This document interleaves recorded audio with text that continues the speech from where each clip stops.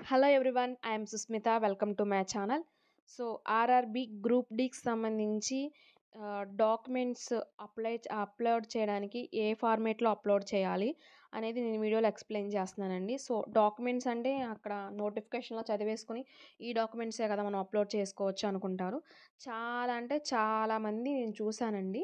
So, documents upload చేసేటప్పుడు మనం first అప్లికేషన్‌లో అప్లోడ్ చేసినవి అండ్ మనం జాబ్ సెలెక్ట్ అయినంక డాక్యుమెంట్ వెరిఫికేషన్ చేసినప్పుడు రెండిటిని చూస్తారనమాట.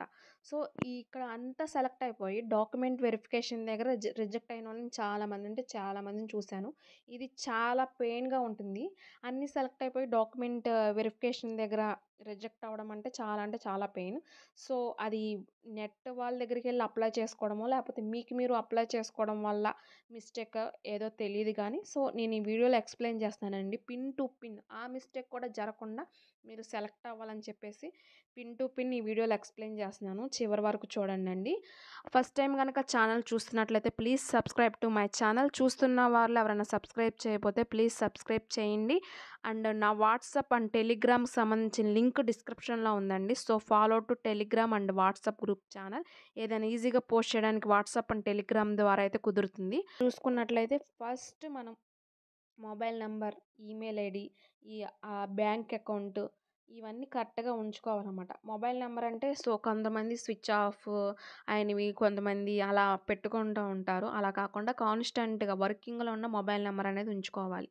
నెక్స్ట్ వచ్చేసరికి ఈమెయిల్ ఐడీ కూడా మనం కరెక్ట్‌గా ఈమెయిల్ ఐడీ మెయింటైన్ చేయాలి. ఆ మెయిల్‌కి మెయిల్స్ వస్తున్నాయా లేదా వర్కింగ్‌లో ఉందా అనేది కరెక్ట్‌గా చూసుకోవాలి. ఎందుకంటే మనకి కాల్ లెటర్ అనేది టెంపరరీ కాల్ లెటర్ అనేది ఈమెయిల్ ఐడీకి సెండ్ చేస్తారు. ఈమెయిల్ ఐడీకి సెండ్ చేసి చూసుకోకుండా కూడా రిజెక్ట్ అయిన వాళ్ళని కూడా చూసాము. సో, ఈమెయిల్ ఐడీ అనేది కరెక్ట్‌గా ఉంచుకోవాలి. Next bank account. సో, మనం బ్యాంక్ అకౌంట్ ఎందుకంటే కరెక్ట్‌గా ఉంచుకోవాలంటే యూఆర్ కేటగిరీకి మనకి 500 అనేది పే చేయాల్సి ఉంటుంది. అప్లై చేసినప్పుడు బ్యాంక్ ద్వారా.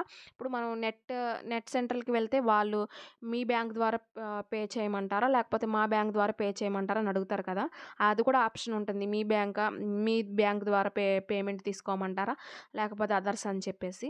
సో, మన మన బ్యా సెల్ఫ్ బ్యాంక్ మన బ్యాంక్ ద్వారా మనం పేమెంట్ చేస్తే మనకి ఆఫ్టర్ ఎగ్జామ్ అయిపోయిన తర్వాత మనకి 400 రిఫండ్ అనేది వస్తుంది.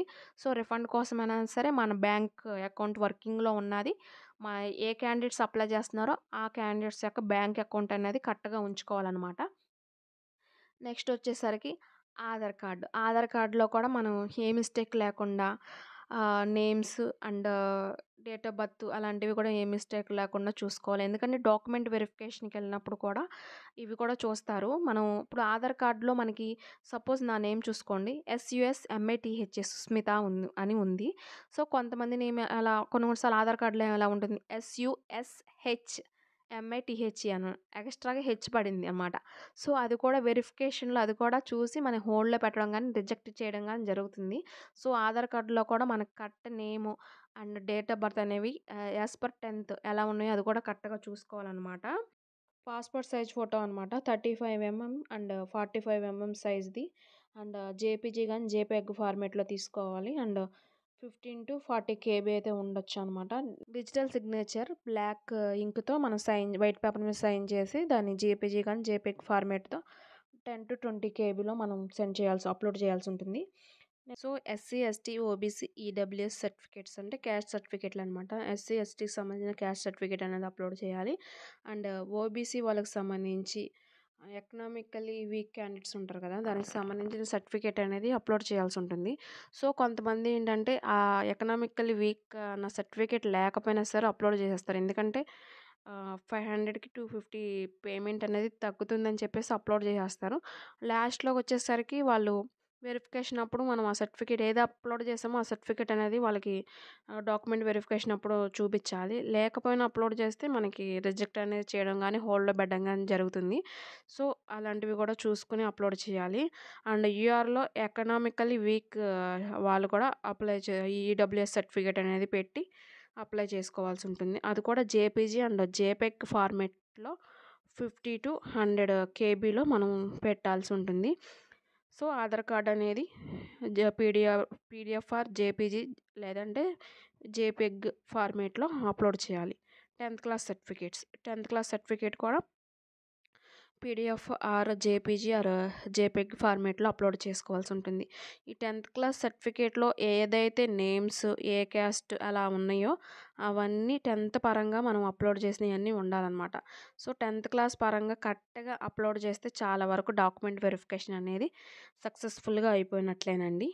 సో మనకి ఇంటర్మీడియట్ సర్టిఫికేట్స్ ఇవన్నీ కూడా ఇలాగే పెట్టాలి. ఇన్కమ్ సర్టిఫికేట్ కూడా పీడిఎఫ్ ఆర్ జేపీజీ, జేపీఈజీ ఫార్మేట్లో అప్లోడ్ చేయాలన్నమాట. మనకి గెజిటెడ్ నోటిఫికేషన్కి సంబంధించిన సర్టిఫికేట్ ఉంటే అది కూడా పీడిఎఫ్ ఆర్ జేపీజీ, జేపీఈజీ ఫార్మేట్లో అప్లోడ్ చేసుకోవచ్చు. నాన్ క్రీమీ లేయర్స్ డిక్లరేషన్ అంటే as per central government rules ప్రకారం మనకి ఇన్కమ్ అనేది 8 lakhs కన్నా బిలో ఉన్న వాళ్ళు నాన్ క్రీమీ లేయర్ డిక్లరేషన్ కింద వస్తారు. సో అది ఉన్న వాళ్ళు అది కూడా పీడిఎఫ్ ఆర్ జేపీజీ, జేపీఈజీ ఫార్మేట్లో పెట్టి అప్లోడ్ చేయాల్సి ఉంటుంది. సో ఇదనమాట. ఓబీసీ, ఎన్సీఎల్ సర్టిఫికేట్ ఉన్నవాళ్ళు ఓబీసీ సంబంధించిన సర్టిఫికేట్ పీడిఎఫ్ ఆర్ జేపీజీ లేదా జేపీఈజీ ఫార్మేట్లో అన్నీ ఇలాగా ఫార్మేట్లో ఉంచేసి పెట్టుకోవాల్సి ఉంటుంది. అండ్ ఫిజికల్ హ్యాండిక్యాప్డ్స్ అయితే దానికి సంబంధించిన ఫార్మేట్లో పీడిఎఫ్ ఆర్ జేపీజీ, జేపీఈజీ ఫార్మేట్లో అప్లోడ్ చేసుకోవాల్సి ఉంటుంది.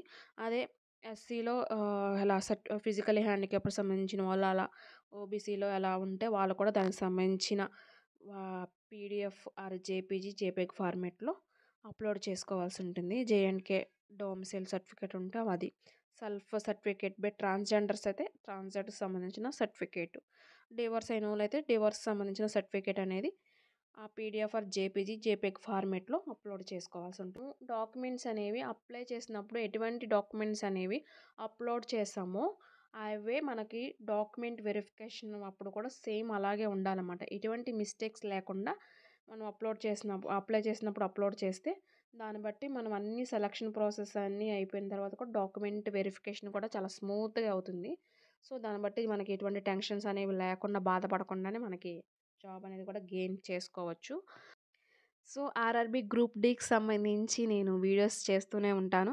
సో బెల్ ఐకాన్ని యాక్టివేట్లో పెట్టుకోండి and subscribe to my channel and follow to WhatsApp and Telegram channel.